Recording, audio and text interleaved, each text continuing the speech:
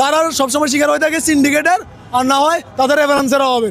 সবসময় আগেও আমরা দেখতাম নির্দিষ্ট ক্লাব থেকে ফুটবল আর নির্দিষ্ট ক্লাব কোটায় ফুটবলার চান্স পেত ন্যাশনাল টিমে, এখনও সেম সেটা হচ্ছে।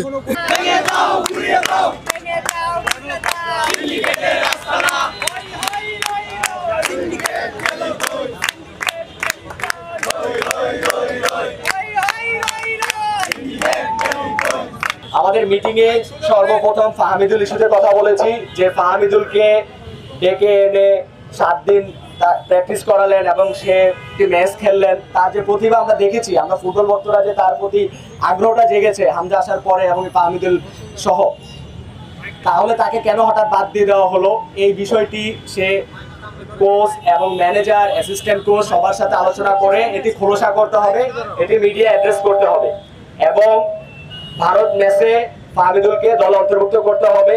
শুধু আমরা নয়, পুরো দেশবাসী ফাহমিদুলকে দলে দেখতে চায়। আমরা এটি তাদেরকে জানিয়েছি, যেহেতু আমরা সেখানে প্রতিনিধি হিসেবে গিয়েছি। এবং যে সিন্ডিকেটের কথা আমরা তুলেছি, যে প্রশ্ন আমরা তুলেছি দীর্ঘদিন ধরে, যেটি ফাহমিদুল ইস্যুতে আবার জনমনে আবার ক্ষোভ তৈরি করেছে, ফুটবল ভক্তরা আবার প্রতিবাদ শুরু করেছে।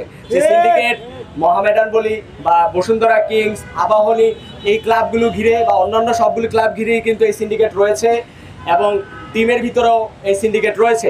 আমরা সেটি সরাসরি তাকে বলেছি, সে বলছে এই বিষয়গুলো তিনি অ্যাড্রেস করবেন এবং সামনে আমাদের সাথে আরো বসতে চান, এই বিষয়গুলো নিয়ে তিনি এগুলোর সমাধান করবেন। কিন্তু সর্বোপরি আমরা একটা ইস্যুতে ছিলাম, যেটা হলো ফাহমিদুল ইস্যু, যে তাকে আমরা দলে চাই। তিনি বলতেছেন যে এটা এখন সম্ভব না। তারপর আমরা বলেছি যে এটা সম্ভব করতে হবে, আমরা সন্ধ্যা পর্যন্ত এখানে অবস্থান করব। সে বলছে ক্রীড়া উপদেষ্টার সাথে সে বসবে এখনই, তারপরে সে মিডিয়া অ্যাড্রেস করবে পুরো বিষয়টা। তো আমরা অপেক্ষা করতেছি, সন্ধ্যার ভিতরে একটি ভালো সংবাদ আমরা পাবো ফাহমিদুল ইস্যুতে, যে আমরা ফাহমিদুলকে দলে চাই এবং ফুটবলগিরি যে সিন্ডিকেট, সেই সিন্ডিকেটে তিনি হাত দিবেন, এমনটাই আমরা কামনা করতেছি এবং এমনটাই আমরা বলে এসেছি এবং অভি বাকি বিস্তারিত বলবেন। দাবি যদি না মানা হয় সন্ধ্যা পর্যন্ত আমরা অপেক্ষা করব। এর মধ্যে তিনি এখন ক্রীড়া প্রতিষ্ঠান দেখা করতে গেছে, দেখা করে আসে সে বলছে যে 1-1.5 ঘন্টার মধ্যে এসে সে মিডিয়ার সামনে বাদ পড়ার রিজনটা কি, মানে এটা ক্লিয়ার করবে। আর ফাহমিদুলকে আনার ব্যাপারে তার অবস্থান যতটুকু বুঝলাম, সে বলতেছে যে এই মুহূর্তে আনা পসিবল না, কিন্তু আমরা ইনশিওর থাকবো যে নেক্সট ম্যাচে আমরা নিয়ে আসবো। কিন্তু আমরা এটা ক্লিয়ার করে আসছি যে আমাদের এই ম্যাচেই লাগবে, আপনি সন্ধ্যা পর্যন্ত সময় নেন, কি করতে পারেন দেখেন। যেহেতু আমরা এই জায়গায় 5 জন যারা গেছিলাম তারাই সব সিদ্ধান্ত দিতে পারি না, কারণ এই জায়গায় আমাদের সাথে অনেকেই আছে, ঠিক আছে। আমরা 5 জন একটা ডিসিশন মানে ভোট করে দিয়ে আসা সম্ভব না।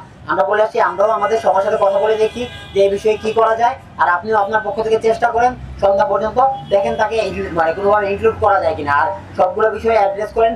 আর উনিও বলছে যে সবগুলো বিষয়ে অ্যাড্রেস করে ভবিষ্যতে আমাদের সাথে এই বিষয়গুলো নিয়ে বসবে, আর তাকে ইনক্লুড করার ব্যাপারটা নিয়ে উনি দেখবে, কিন্তু আমাদেরকে এখন পর্যন্ত 100% ইনশিওর করে নাই। তো আমরা তার নেক্সট রেসপন্স পর্যন্ত আশা করতেছি। আর এখন আমরা সবাই মিলে একটা ডিসিশন নিব যে তাকে ইনক্লুড না করলে আমরা আন্দোলনটা কোন দিকে নিয়ে যাব, আর যদি আজকে সন্ধ্যার মধ্যে করে তাহলে আমরা কোন দিকে নিয়ে যাবো। আপনাদের একটু অপেক্ষা করতে হবে। ধন্যবাদ।